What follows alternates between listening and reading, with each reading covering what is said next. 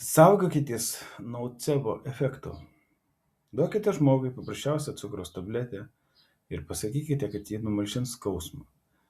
Galimas daiktas, kad norės tabletę, jis išties pasijus geriau. Ši teigiama įtaka vadinama placebo efektu.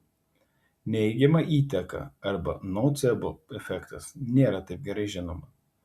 Šio efekto pavyzdys – žmogus vaduojasi mirtimi, nes įtikėjo esąs prakeiktas. Kitas pavyzdys – patepus odą nekenksmingų kremų ir pasakius, kad jo sudėtyje yra nuodingos gebenės ekstrakto, žmogų gali tučtuojau išberti.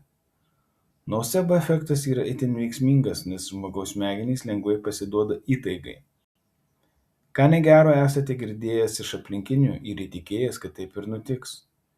Gerai pagalvokite, prieš pritardamas kažkieno negatyvioms prognozėm, nes nocebo efektas minta jūsų laimę.